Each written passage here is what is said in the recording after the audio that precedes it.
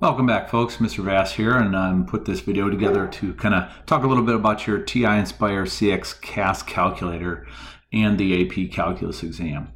I want to start this video by taking a look at some of the text that's actually from College Board regarding calculator policy. So I'm not going to read the whole thing to you. I just will start off by saying this is the graphing calculator capabilities that are required both for the AP Calculus AB and BC exams. And it states a graphing calculator appropriate for use on the exams is expected to have the built-in capability to, and then they list 4 different features that the calculator must have. The first 2 features are things that I've always expected students to come into the course knowing how to do from previous courses. And unfortunately, that's not always the case. So that's why I put this video together to kind of go through those 2 things. So the first one is you should be able to plot the graph of a function within an arbitrary viewing window. And the important words there are arbitrary viewing window. So let's just take a quick look at an example of what they mean by that. So I'm going to go over and start a new document. I'm going to go to a graphing page, and I'm just going to graph. How about we do x squared plus 20? And students graph that and they're like, oh no, my calculator doesn't work. I don't even see the graph. Well, that's because your viewing window, or the default viewing window here, doesn't capture the image of the graph. So there are 2 ways to adjust that. Number one, you can be, well, first of all, we're going to go menu and then window zoom. And you have several different options here. You can have the calculator zoom in and out, or you can just go to window settings. And if you're a savvy enough math student, you should be able to, through a little bit of intuition, pick the appropriate window here. Let's say you're not, though. Let's say you have no idea. It's a complicated function. You have no idea how to fit it in the window. Here's another option for you.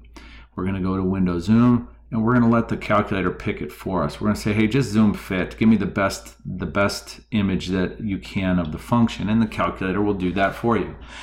From there, you may want to adjust. If you look, I've got a x min of -10, x max of +10, and it looks like it goes from 0 up to 130. That may or may not be the best window. It certainly is a nice picture of this function, but you may want to adjust from there. So that takes care of plotting the graph of a function within an arbitrary viewing window. Let me show you one other thing we can do with that. Let's go back to the standard window. And I'm going to go graph a different function now. Let's graph a trig function. So let's just do sine of x. Okay, there's sine of x. But typically we don't have our x-axis in terms of integer increments. We might want to do something in terms of pi. So that's something you can do easily in your calculator. We're going to go menu, window, zoom. And here I'm going to go ahead and manually set. Let's just go from -2 pi to 2 pi, and let's show our scale on the x-axis as pi over 2. You can pick whatever you desire there. And let's just give a nice picture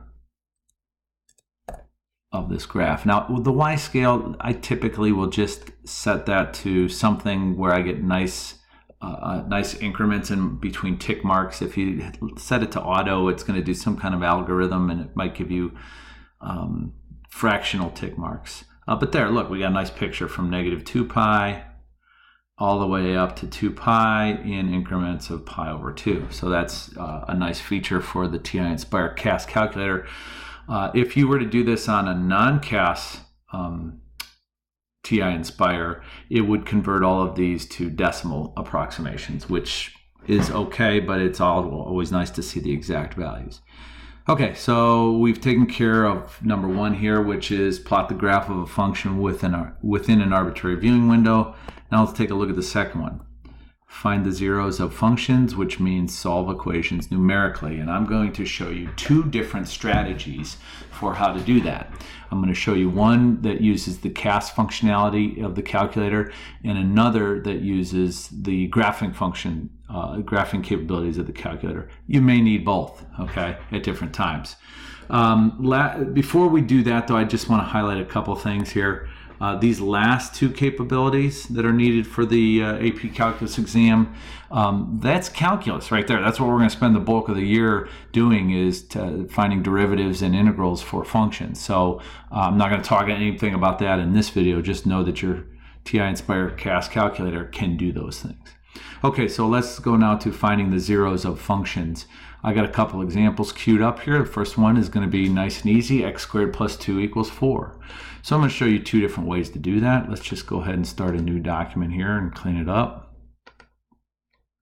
So I'm going to go to a calculator page, and I'm going to literally say, well, let's do this first. I'm going to put the function in memory.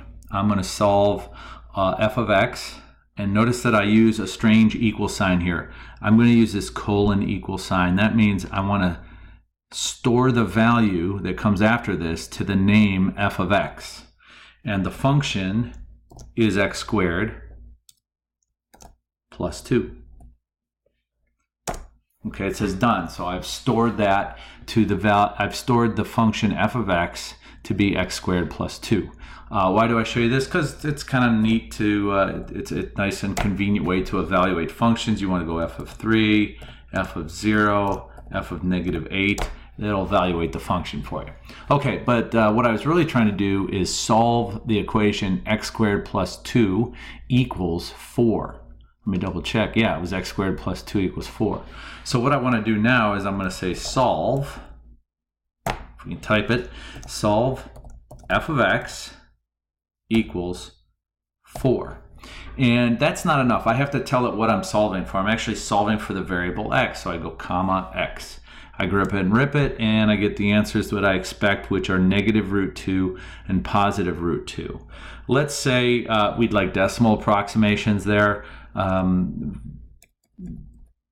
I have my calculator always set up to give me exact if it can. If I want approximate, there are two ways to do it. The easiest way is force a decimal point in your calculation anywhere that doesn't change the value of the equation, and you'll get the decimal approximation. I have it set to show me 6 decimal places, float 6, which it's giving me 6 digits of precision here.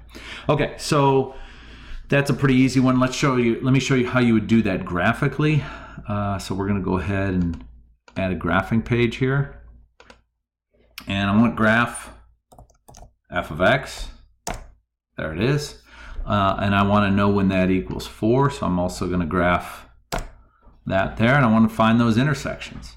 So I'm going to go Menu, Analyze Graph, Find Intersections. And I'm going to select a left bound and right bound for that one. And then I'll do the same.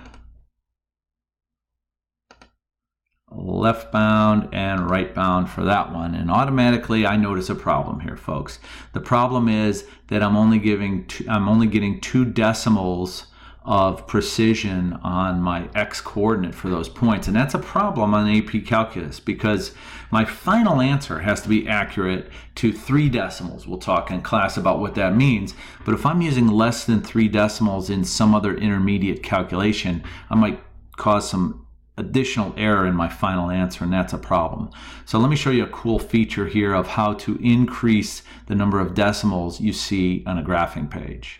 Okay, so I want to show more decimals there on my x coordinate. So what I'm going to do is I'm going to hover over the number, and notice when I'm hovering I have a little a hand. The icon there is a hand, and all I'm going to do is press the plus key on my calculator. I press the plus key on my calculator and I get another digit. Press it again, I get another digit. If I want less, I press the minus key. Okay, so that is a way for you to use a graphing page and get more decimals in your solutions, to view more decimals of your solutions. Okay, let's go ahead and look at another example. So again, I said that I was going to show you 2 ways to find the zeros of functions. I was going to use the CAS calculator. That was when I used the solve command over here on this page, and then I also said I would show you a way to do that graphically. So let's do the same thing again with another example. And this example will be one involving trig. So we have sine squared of x equals 3/4. let's go ahead and I'm going to run through that pretty quickly on the calculator page for you. Okay, so I went ahead and entered the function sine of x squared. Notice that I had to square the entire sine of x function. When we write it out, we often do this. We often put the squared right there, and that your calculator doesn't recognize that. So that's how we write it, but your calculator doesn't recognize that. Another thing here is I did solve f of x equals 3/4 comma x. Remember, the comma x tells the calculator what I'm actually solving for. We could just as easily have typed in solve sine x squared equals 3/4 and solve for x. I don't have to use the function name. I tend to save functions to memory just in case I use them later, and I get the same answer, which is a bunch of garbage. Okay, this really doesn't help me. And if you remember from pre-calculus, the trig functions are periodic, so they repeat over a certain interval, and what this is telling me is that the solution to this equation repeats over and over again. So I have an integer in there, an index that says, yeah, we can do 2 times n3 times pi plus pi over 3, or 2 times n3 times pi times 2 pi over 3, where that n3 value, that integer, can be -2, -1, 0, 1, 2, 3, etc., etc. Well, that 9 times out of 10 in a calculus course, we're not interested in that. So what I'm going to do is I'm going to show you a way to restrict the x values that it will report out as a solution. So I'm going to go ahead and copy this down again. I'm going to solve f of x equals 3/4. And let's just look for solutions on the interval from 0 to 2 pi. That's a pretty common one. So I'm going to force the calculator to only give me solutions on that interval by the following very helpful character. It means such that. That vertical slash in mathematics means such that. So what I'm going to say is, please give me solutions such that 0 is less than or equal to x, which is less than or equal to 2 pi. Oh, that's beautiful. It's telling me pi over 3, 2 pi over 3, 4 pi over 3, or 5 pi over 3. That's a whole lot easier than trying to decipher this code up here with the n integer indexes. Okay, let's go ahead and take a look at this one graphically as well. So I'm going to go ahead and I'm going to graph. I already stored that function to memory, so let's go ahead and graph sine squared x. And I think we wanted to see when it equals 3/4. So, okay, so we have, again, we can see the periodic nature of the sine function, and now we can see how that solution or the intersection of those two graphs repeats over and over again. If I want to just look at the interval from 0 to 2 pi, I can restrict my x-axis to just look from 0 to 2 pi. Now this is cheating a little bit because I already saw that all the solutions were at values of pi over 3, so I'm going to go ahead and use that as my x scale, and it doesn't look like we need to go below 0 here because sine squared x is never negative. And then let's just go up to 2 there and take a look at it now. Oh yeah, pretty easy there to see. In fact, I could have done this a little better by just filling the window a little more. I'm going to move the labels out of the way, and we could find those solutions by doing the intersect command under the analyze menu. And I'll just pick one of those so that you can see it done. Bang. Uh-oh, guess what? It gave us a decimal approximation. If the problem requires you to have exact values, this 1.05 is no good. Hopefully you can see that that is looks like it occurs at pi over 3, and then you could test that value somewhere else and make sure they're equivalent. So two different ways again to solve that equation. We have solving it with the CAS functionality of the calculator, or solving it graphically. Why did I show you this example? Because I wanted to show you how to restrict the values of x where it finds solutions. Okay, I think I have one more New document. I think I have one more example for you, and these have been pretty basic so far, so let's take a look at this next one. Holy cow, that's not basic. Example 3 says a second particle q also moves along the x-axis so that its velocity from 0 to 4 is given by this v sub q of t equation. OMG. Find the time interval during which the velocity of particle q is at least 60 meters per hour. So right away, this is a scary problem. And the reason why I'm showing this to you is because it showed up on the 2019 AP Calculus AB exam. And there was some calculator issues with this problem where I felt like, okay, this is a good one to go over. And I'll share this with you. The graphing strategy of analyzing for intersections is not something that students typically do. Once you learn how to use the CAS functionality in your calculator, that's your go-to. But let's take a look at what happens with this one when I try to use the CAS functionality of my calculator. So we're going to go ahead and say I have this function VQ of t. Notice I'm using the variable t here and not x. You're just going to have to be careful with that and don't get confused later. That function is 45 times the square root of t times the cosine of 0.063 times t squared. So that is the function that we were given for VQ of t. I went ahead and saved that to memory, and I believe the problem said, when is it at least 60 meters per hour? So I'm going to go ahead and try to use the CAS functionality in my calculator and say, I want to know when VQ of t is at least 60. Double check, make sure I got the value there. Yeah, at least 60 meters per hour. Okay, and in this case, I'd like to solve for t. Notice it shows VQ as bold, and that's because it's telling you that it's already assigned in memory somewhere else. So VQ of t is bold. That tells me that that function is stored in memory. And I want to solve for when that thing is greater than or equal to 60. I grip it and rip it. Holy cow, I get some answer that's basically garbage. This is not usable. It still has the variable t in it, and then it goes on here to the right. Oh my goodness, forever and ever and ever and ever, and I don't even know how to interpret that. So maybe there's some way I can help myself out here. Let me go back and read the problem. Well, it says I'm only interested on the interval from 0 to 4.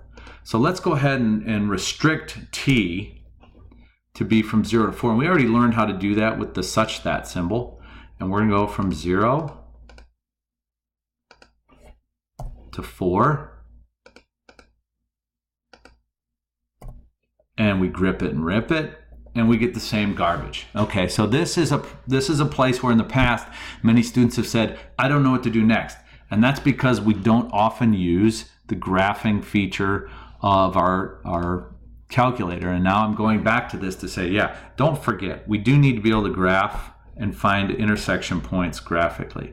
Remember, I stored the function VQ as a function of t. I can change the variable to x just by entering x here. If I do VQ of t, it's not going to know what I'm doing, because when we graph in terms of x and y. So I'm going to graph VQ of x. Oh, it looks kind of crazy there. And I only want to look at this on the interval from 0 to 4. So I'm going to go, let's change this window zoom from 0 to 4. We'll go in increments of 1. I don't know how high or low I need to go. Let's just try to increase that a little bit. I know that we are interested in being above 60, so I'm going to go from 0 to 100. And let's just make that in increments of 10. Let's just see what that looks like. Okay, I got a nice picture of the graph there. I lucked out a little bit there. And now I want to see when it is greater than or equal to 60. Oh, look at that, folks. I'm going to be able to find my 2 points of intersection right here and right here. Menu, analyze, intersection. Bang, bang. So 1.7, from 1.7 to 3.52. Now, AP Calculus, we're required to give more than 2 decimal digits of precision, so I better amp that up there. 1.866 and 3.519. So there you have it, folks. So we did a lot here in this video. It was, holy cow, we're creeping up on 20 minutes here. Very important, though, that you understand how to do these two things when you walk in the door to my classroom. Thank you very much.